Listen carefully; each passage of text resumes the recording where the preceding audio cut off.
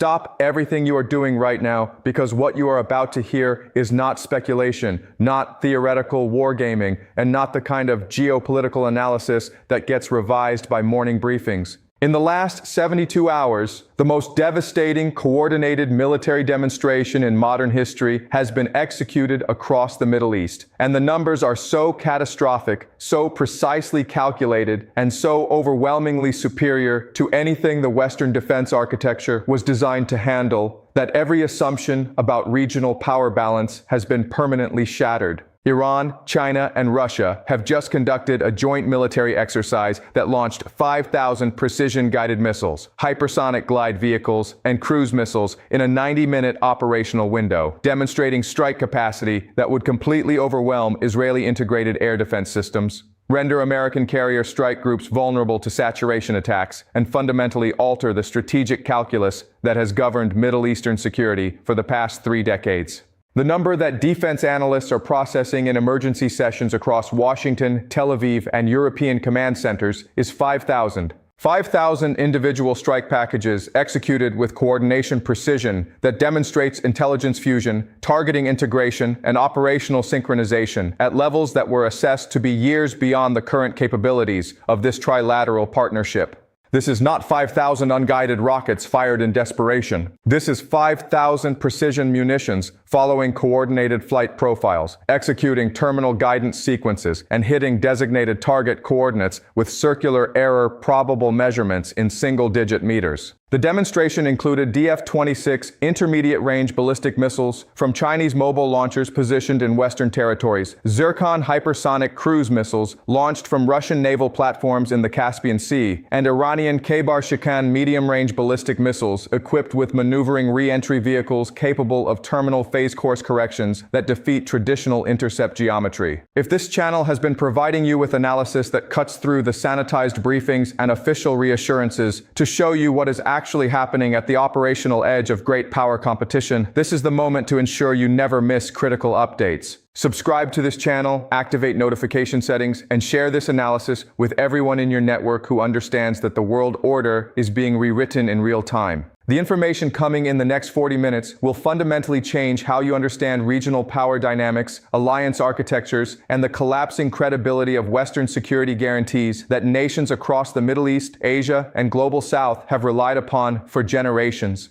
The exercise scenario was explicit and unmistakable in its strategic messaging. The coordinated salvo was designed to simulate a comprehensive strike against Israeli strategic infrastructure, military installations, and air defense networks across the entire territorial depth of the country. Target sets included airfields at Nevatim, Ramon, and Hatzor, where F-35I Adder squadrons are based, Rafael Advanced Defense Systems production facilities, Arrow 3 exo-atmospheric interceptor batteries, Iron Dome fire control centers, the Dimona reactor complex, and critical infrastructure nodes including the Haifa port, Tel Aviv financial district, and Ashdod energy terminals. The simulation demonstrated that every one of these targets could be serviced simultaneously within a 90-minute operational window using current trilateral inventory levels, coordination mechanisms, and established logistics networks. The implications are existential and irreversible. Israel's entire defensive posture is built on the assumption that no adversary possesses the inventory, depth, coordination capability, or technical sophistication to execute saturation attacks against distributed target sets across the country's strategic depth.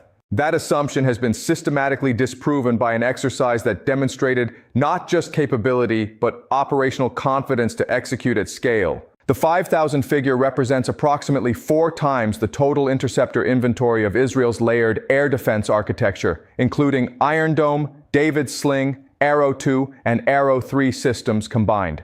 The mathematics of defensive failure are simple and brutal. When offensive inventory exceeds defensive inventory by factors of 4 to 1, defensive success becomes statistically impossible regardless of individual interceptor performance characteristics.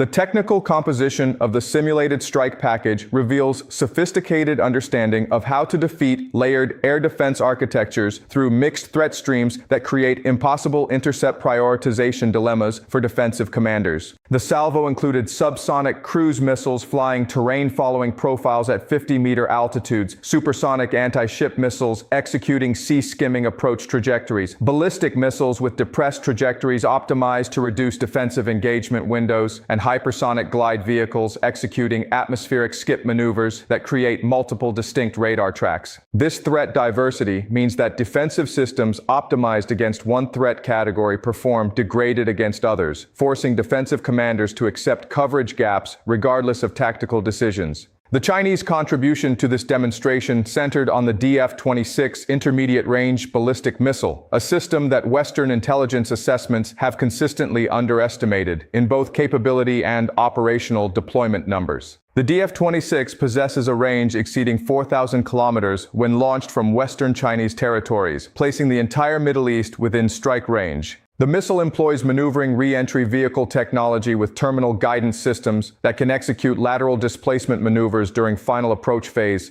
defeating intercept solutions calculated by defensive systems like THAAD and Arrow 3 that were designed and optimized against non-maneuvering targets following predictable ballistic trajectories. Satellite imagery analysis has confirmed the deployment of DF-26 mobile launchers to positions in Xinjiang province, locations that provide direct strike corridors to Middle Eastern targets without overflight of contested airspace. The deployment demonstrates that China has made the strategic decision to provide Iran with de facto extended-range strike capability through operational coordination mechanisms that do not require physical weapon transfers. This represents a fundamental shift in Chinese Middle Eastern engagement from economic partnership to direct security commitment, a transition that carries profound implications for how regional actors assess their strategic options and alliance relationships. The Russian contribution demonstrated naval strike capabilities that NATO assessments have consistently dismissed as propaganda exaggeration rather than operational reality. Zircon hypersonic cruise missiles were launched from Admiral Gorshkov-class frigates positioned in the Caspian Sea, executing flight profiles that demonstrated Mach 8 sustained cruise velocity and sea-skimming terminal approach at hypersonic speeds. The Zircon represents a weapon system against which no current defensive architecture possesses reliable intercept capability. The combination of hypersonic velocity and sea-skimming trajectory creates engagement windows measured in single-digit seconds, intervals too brief for current defensive sensor-to-shooter sequences to complete intercept solutions. The demonstration proved that Russian naval platforms operating from the Caspian Sea can service targets across the entire eastern Mediterranean and Persian Gulf regions, with missiles that travel faster than defensive systems can respond. This capability fundamentally alters the security calculations of every regional actor, particularly Gulf states that have relied on American extended deterrence and defensive systems as guarantees against Iranian strike capabilities. When Russian platforms can overwhelm those defensive systems from standoff distances exceeding 1,000 kilometers, the credibility of American security guarantees collapses into strategic irrelevance. Iran's contribution showcased the indigenous missile production capacity that has been systematically expanded over 2 decades despite maximum international sanctions and targeted sabotage campaigns against production facilities and technical personnel. The Khaybar-Sheikhan medium-range ballistic missile, demonstrated in this exercise, represents 4th-generation Iranian missile technology with maneuvering re-entry vehicles, accuracy levels comparable to precision-guided munitions, and production rates that exceed 500 units annually based on component manufacturing capacity assessments. This production rate means Iran can sustain inventory consumption at exercise demonstration levels while simultaneously expanding total stockpile depth, creating strategic reality where defensive intercept success becomes irrelevant because offensive inventory regeneration outpaces defensive depletion. The precision targeting demonstrated during the exercise reveals Iranian acquisition of satellite reconnaissance capabilities, signals intelligence networks, and human intelligence penetration that enables real-time targeting against mobile and concealed military assets. Multiple target sets during the exercise included simulated strikes against mobile Arrow 3 batteries, concealed F-35 hardened shelters, and relocatable command centers, demonstrating that Iranian targeting networks can track and service time-sensitive targets across Israeli strategic depth. This targeting capability transforms Iranian missile inventory from area bombardment weapons into genuine precision strike capability that can conduct strategic suppression of enemy air defenses campaigns as opening phase of conventional military operations. The 90-minute operational window is the critical metric that defense planners are analyzing with growing alarm. 90 minutes represents the time required to execute a comprehensive first strike against Israeli air defense networks, fighter aircraft on the ground, and strategic command facilities before Israeli offensive aviation can launch retaliatory strikes against Iranian launch sites and command centers. The exercise demonstrated that current trilateral coordination mechanisms and pre-positioned inventory levels enable execution of decisive first strike within this critical window, fundamentally undermining Israeli deterrence doctrine that relies on ability to execute devastating retaliation against adversary strategic assets. Israeli military doctrine for the past 3 decades has been built on the concept of maintaining escalation dominance through superior air power, precision strike capability, and intelligence dominance that enables preemptive action against emerging threats before they mature into existential dangers. This doctrine assumes that Israeli intelligence services will detect preparations for major attacks with sufficient warning time to execute preemptive strikes that destroy adversary capabilities before they can be employed operationally. The coordinated exercise has demonstrated that this assumption is no longer valid when adversaries possess real-time satellite reconnaissance, distributed mobile launchers, and coordination mechanisms that enable strategic surprise through simultaneous employment of geographically dispersed assets. Every percentage point of Israeli strategic attention consumed by this demonstrated Iranian capability is a percentage point not available for other threats, including Hezbollah's precision-guided munitions in southern Lebanon, Syrian chemical weapon stockpiles, or Egyptian military modernization programs. The cognitive and resource bandwidth required to address a threat of this magnitude creates strategic distraction that adversaries across multiple theaters can exploit through coordinated pressure campaigns that overwhelm Israeli decision-making and force acceptance of previously unacceptable strategic outcomes. The American response to this demonstration has been paralysis disguised as measured assessment. Public statements emphasize continued commitment to Israeli security and confidence in defensive systems, while classified assessments circulating through the Pentagon and National Security Council paint a fundamentally different picture of strategic realities that cannot be acknowledged publicly without triggering alliance crisis and regional realignment. The internal assessments conclude that no combination of defensive systems currently deployed or under development can reliably defeat salvo attacks at the scale and technical sophistication demonstrated in this exercise, meaning American security guarantees to Israel and Gulf partners are effectively military bluffing without operational substance. The strategic dilemma facing Washington is that acknowledging defensive inadequacy triggers regional realignment as partners conclude American protection is worthless, while maintaining the fiction of defensive effectiveness requires continuing to deploy systems and make commitments that will fail catastrophically when tested under actual combat conditions. This is the classic strategic paralysis of declining hegemonic powers that lack the military capability to enforce their will but cannot acknowledge limitations without accelerating the collapse of influence they are desperately trying to prevent. American carrier strike groups, the traditional instrument for projecting power and reassuring regional partners, have been rendered strategically vulnerable by the anti-ship capabilities demonstrated in this exercise. The Zircon missiles launched during the exercise demonstrated ability to engage maritime targets at ranges exceeding 1,000 kilometers, placing American carrier groups at risk from launch platforms that remain beyond the range of carrier-based strike aircraft. This capability fundamentally undermines the strategic mobility and survivability that has made carriers the centerpiece of American power projection for 75 years. The operational implications for American military planners are devastating and inescapable. Carrier strike groups can no longer operate within the confined waters of the Persian Gulf without accepting unacceptable vulnerability to hypersonic anti-ship missiles launched from land, air, and naval platforms that can coordinate strikes to overwhelm defensive capabilities. This forces carriers to operate from distant positions in the Arabian Sea or Eastern Mediterranean, ranges that reduce sortie rates, increase response times, and fundamentally degrade the effectiveness of air operations in support of regional partners or American ground forces.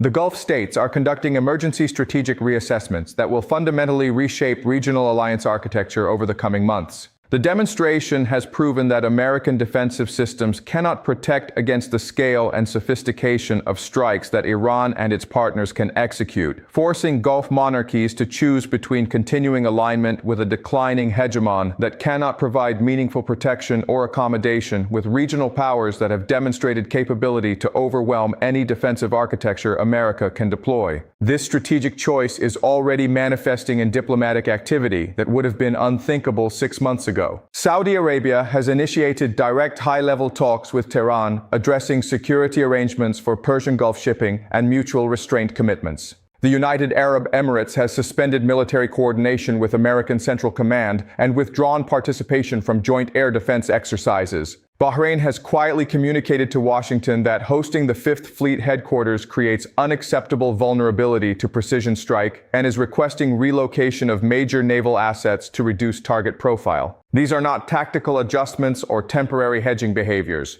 These are fundamental strategic realignments driven by cold assessment that American military capability can no longer provide meaningful protection against regional powers that have achieved technological parity or superiority in critical capability domains. The Gulf states are making rational calculations that accommodation with powerful neighbors is preferable to dependence on distant protectors who cannot actually protect when tested by peer-level military capabilities. The global implications extend far beyond the Middle East to every region where American security guarantees underwrite alliance relationships and strategic stability. If American defensive systems and power projection capabilities cannot protect Israel and Gulf partners against Iranian missile arsenals and Russian naval strike capabilities, what confidence can Taiwan have in American ability to defend against Chinese missile barrages and amphibious assault capabilities? What credibility do American extended deterrence commitments to Japan and South Korea possess when North Korean missile capabilities have advanced to levels comparable to Iranian systems demonstrated in this exercise?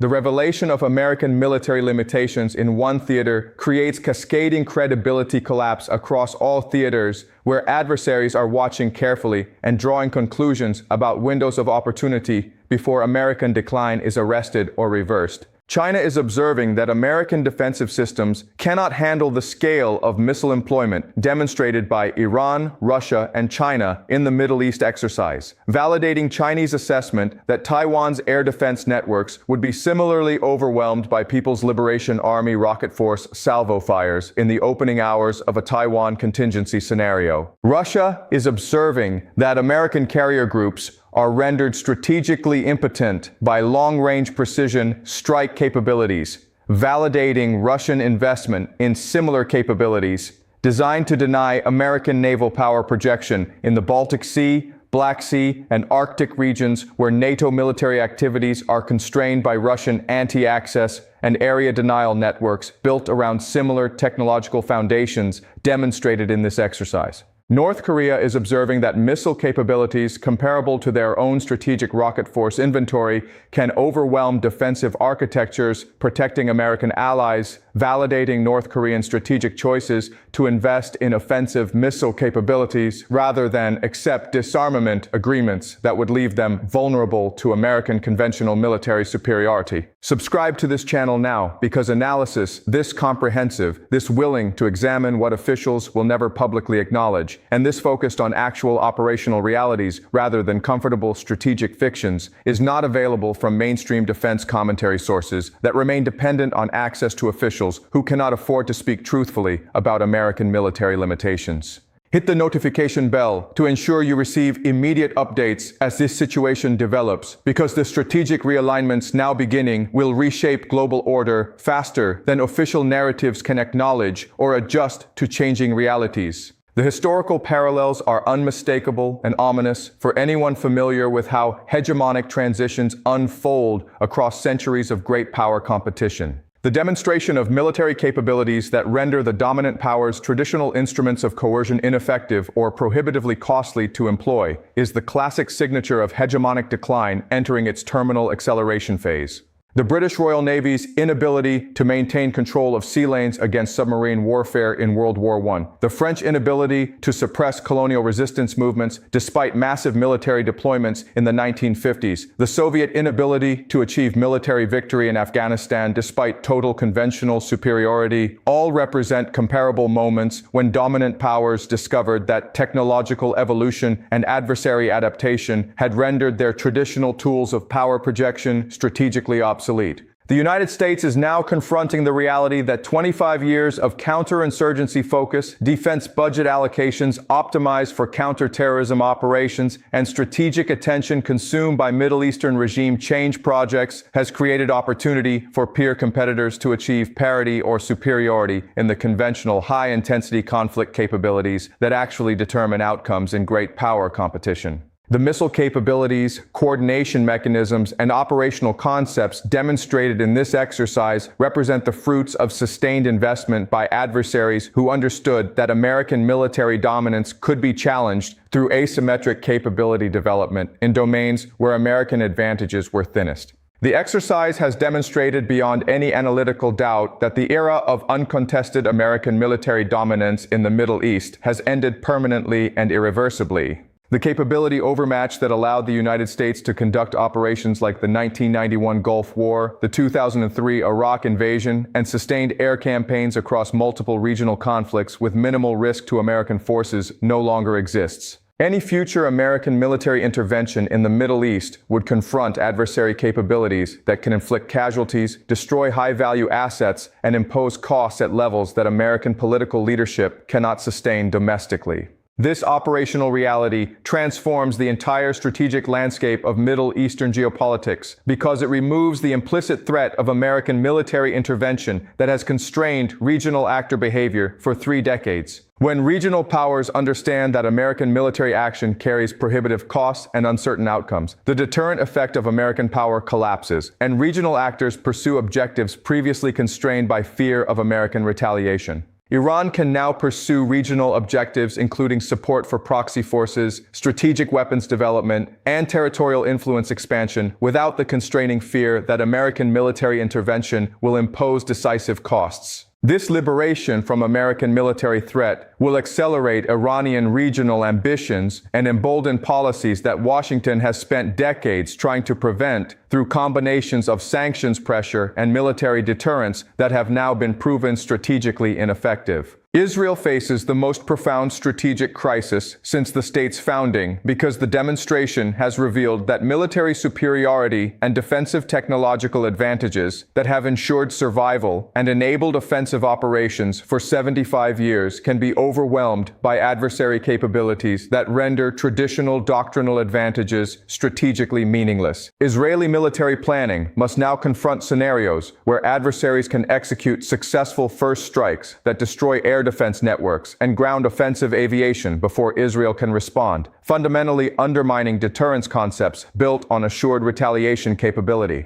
The psychological impact within Israeli strategic community cannot be overstated because the revelation fundamentally challenges core assumptions about Israeli military invincibility and technological superiority that have been articles of faith for generations of defense planners and political leaders. When those assumptions collapse under weight of demonstrated adversary capability, the entire strategic worldview that has guided Israeli national security policy requires fundamental reconstruction. Russia and China are reaping strategic dividends from an operation that cost minimal resources but demonstrated to audiences across the Middle East, Asia, and Global South that American military dominance is contestable, American security guarantees are unreliable, and alternative security partnerships with rising powers offer viable alternatives to dependent relationships with declining hegemonic power. The exercise serves as recruiting advertisement for Chinese belt and road security cooperation frameworks and Russian arms export relationships that offer partners genuine military capability rather than dependence on American protection that fails when tested. The world has witnessed in 90 minutes of coordinated missile employment a demonstration of how quickly strategic realities can shift when technological capabilities mature, coordination mechanisms are established, and adversaries choose to reveal capabilities previously concealed or underestimated by official intelligence assessments.